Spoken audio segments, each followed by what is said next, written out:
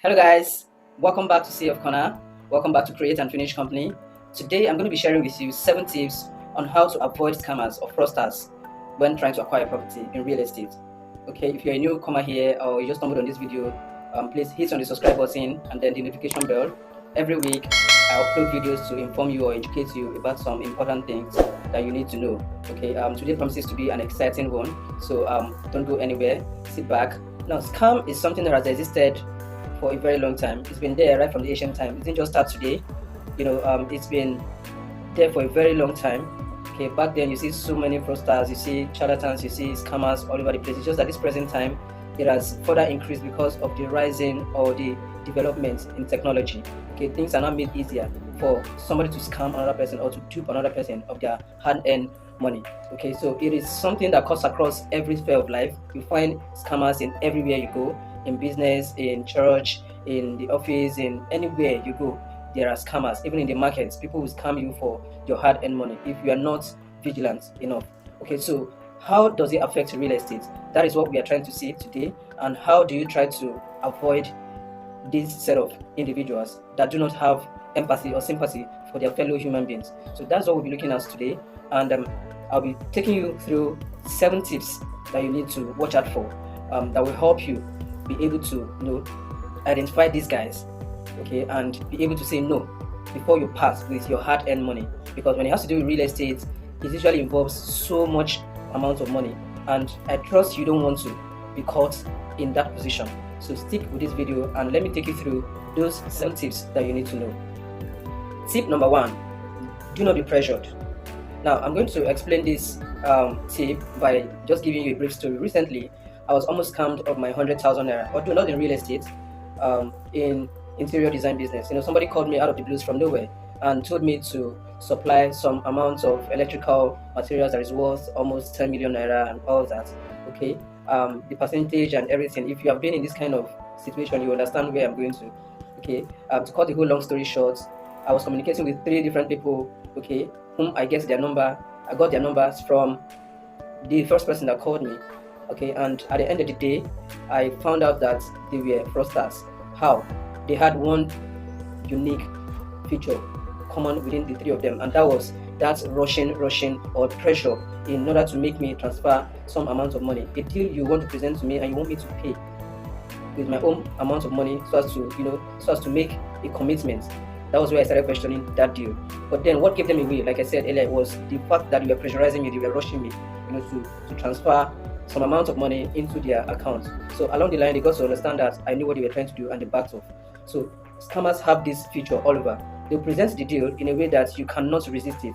Okay, that deal will come in a way that it becomes too good to be true. Sometimes you start questioning yourself, man, how can a deal be like this? So that's another pointer for you to watch out for. If that deal is too good to be true, you need to pause for a while and ask yourself some questions. Okay, if a deal is good to be true, maybe things like location-wise, price-wise, incentives, and other features in that deal. Okay, you have to ask yourself a series of questions and know why they're trying to pressurize you to make a down payment or commit.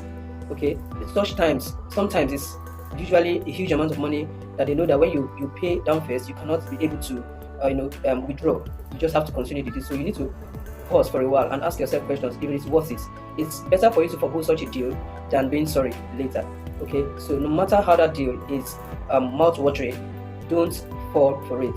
Ask questions, try and understand. You need to let them know that this is your money. You're going to be passing with a huge amount of your money, and there is no need for you to rush.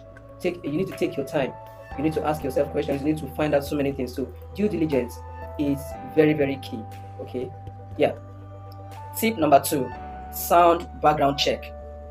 Now, people love to go via 2 main routes when trying to acquire a property. One of the main routes is going directly to the company or the owner of that property and going through an expert, a real estate expert or an agent. Okay, so whichever route you want to take, it's very important that you run a sound background check. If you are trying to buy from a company or the owner of the property, okay, it might be an individual, it might be a company. Okay, what kind of deals have they done before? If it's a company, do they have a website? A reputable company should at least have a website where you can find out a lot about them.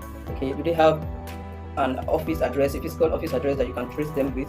Okay, what kind of deals have they done before? Are they new in business? Have they been existing? Are they most likely to fold up after a period of time? These are the things you need to consider. Okay, what are people saying about them? If you go to the website, for instance, what are the reviews? Are they genuine, or are they things that they just came up with? Okay, so can you reach out to one or two persons from the websites that can actually tell you more about that company or what they stand for? So these are the background checks that you need to run. Okay, if it's for a real estate expert or an agent you want to work with. Now, a genuine or a reputable real estate agent will actually be the one to do all this research for you, even when it has to do with the land titles and so many other things. If they are true and trustworthy, they will do all this background check on your behalf. But then you need to still run a background check on them, because you need to know whom you are working with. Okay, have they done such deals before? Are they new? Do they have a physical home address where you can trace them with? What's their contact on it? But do they have social handles that you can trace them with, or you can ask questions from people about them? You understand? So these are the things you need to find out, you need to look out into, you need to actually investigate and verify adequately before you release your money. So if you do not do all this, you're going to be so sorry for such a step or such a mistake. So it's better to be very cautious and not to be sorry later. So if you run all these checks, you will find out that you won't fall into the hands of these charlatans easily. Tip number 3, physical site inspection. Now, this is probably one of the most important, in fact, if not the most important tip I'll be sharing here today. Now, when it comes to real estate, you need to see what you're buying. If it's a land or a house or whatever, you need to see it physically. If you're around, if you're in the country, you need to go and see the property before you even think of paying. Okay, don't ever pay any down payment or commitment fee without inspecting that property. Okay, else you have yourself to blame. If it's possible, you go with your trusted lawyer, or you go with a surveyor whom actually will take a survey of the property, or if it's a land, take the land mass, the size, the dimensions, the area, whatever, everything. Okay, and ensure that that property is what they are pitching it to be in the real sense. Okay, so if you're out of the country, if you're not in the country and you want to acquire a property, for like those in the diaspora that want to acquire a property in Nigeria, you need to get a trusted relative or a friend or whoever. But the key word here is the person has to be trusted, somebody reputable. Okay, families defraud families. A friend can defraud a friend. Your brother can defraud you. Your sister can defraud you. Anybody can defraud you. But the thing here is that they have to be trusted. You have to be people you can beat your chest and say, okay, yes, I can trust this person.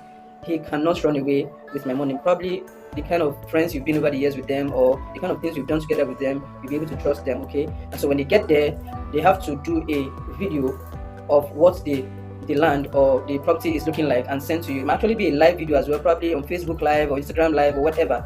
But at least you need to get a physical glimpse of what that property is like before you can actually think of paying whatever money you want to pay. Okay, the most important thing here is whoever it is you are working with, okay, they have to be trusted. Trust is very, very key when it has to do with real estate generally. So with this, you will be safe and you understand that, okay, yes, I'm dealing with the right set of people and I'm acquiring the right property. Tip number 4, never pay into the account of an agent. Now, after you must have done your due diligence, you must have verified, you must have actually run your background checks on the real owner of the properties. It might be an individual or a company, okay, and even the agents you are working with. And it's time for you to pay your money for that property. Do not pay into the account of that agent, no matter how trustworthy or how much professional they can be, or how much professional official their business is looking. Still pay into the account of the real owner of the property. Okay, so that way it is safer. Okay, most times I advise that you go into the banking hall and make that payment. Okay, so you get a teller for your transaction.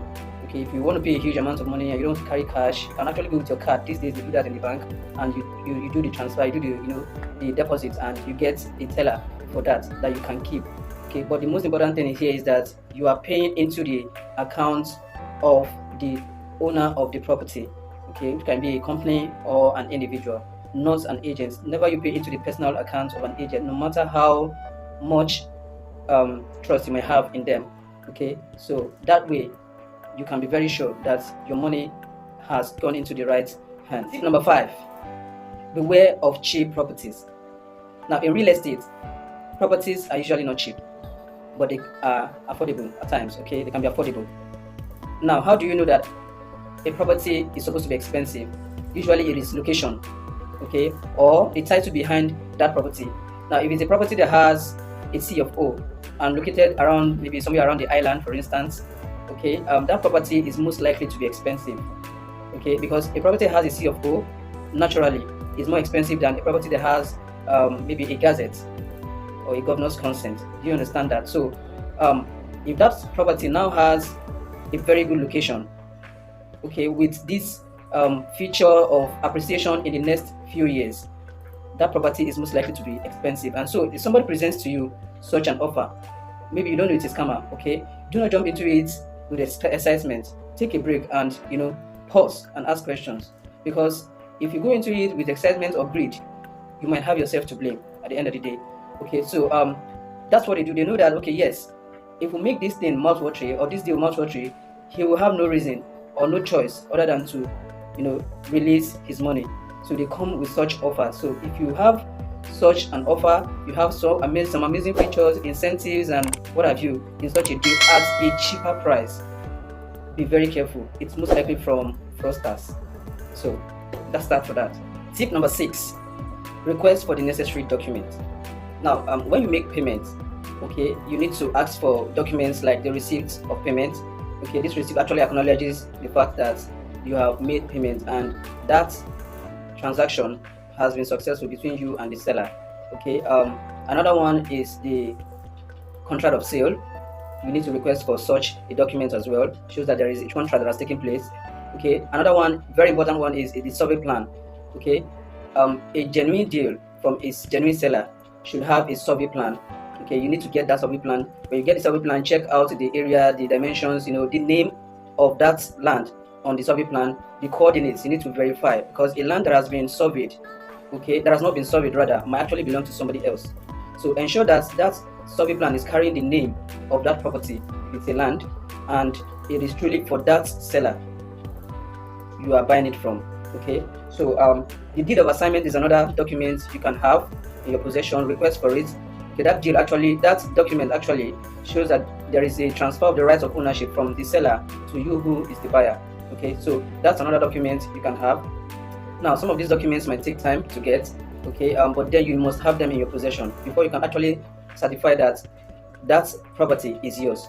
So if it's not a genuine transaction, you will not be getting a positive response regarding these documents. They will try to push you, they're trying to dazzle you around and try to maneuver you and try to make you not see the necessity, or they make you not see the importance of you having these documents. But then you need to have them in your possession. If that property or that land has something like a C of O, you need to get that C of O. Okay, you need to ensure that you have them in your possession. Okay, so if you wish to know more about land titles and other documents that you need when acquiring a property, I'll leave the link right there in the description. Go click on that link and go watch the video. That's the last video I did before this one. So these documents are very important. Okay, if they are not ready to be given to you, then you're probably dealing with fraudsters. Tip number 7, the last but not the least. Now, work with professionals.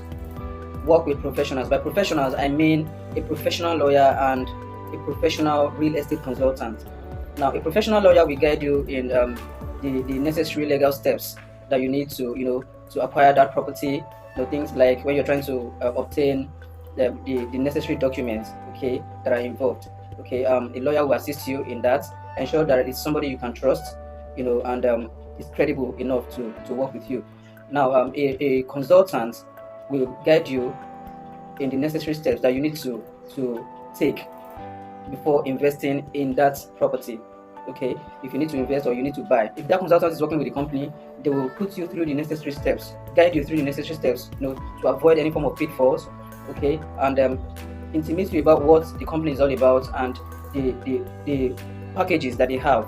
Okay, usually when it comes to real estate or property acquisition. Okay, and one thing I forgot about was that the professional lawyer will also guide you in things that has to do with litigation and disputes and all that. So these are the things that you need to know. But one important feature here is, one important thing here to know is that you have to be people that you can trust. In real estate, it's all about due diligence and trust. If you do not make the necessary due diligence and you do not have people you can trust, it's most likely you fall into the hands of fraudsters. Okay, so you need to be very, very careful and understand that you need to trust these people. because we've seen scenarios whereby the lawyer and the consultants, we are working together with other guys that are all fraudsters. Okay, so you need to take adequate measures and ensure that these people are credible and genuine enough. All right, guys, those are my 7 tips for you for avoiding scammers when trying to acquire a property. Okay, if you like this video, you like what you've listened to, and you want to get more of things like this, please subscribe to the channel, and then of course hit the notification bell. Every week we release videos like this to inform and educate people about so many things out there. So if you want to get that pop-up notification, please do subscribe, like, and share to other people as well, so that they can also benefit from what I dish out here every week. And then if you're wanting to get a property, you have somebody who wants to get property and who wants to invest in a property, please send a DM, okay, via the numbers on your screen and right there in the description as well, and let's get you the best and the best of the best properties, okay, with good titles, of course. So having said that, be the best you can be, and as always, keep learning and keep growing.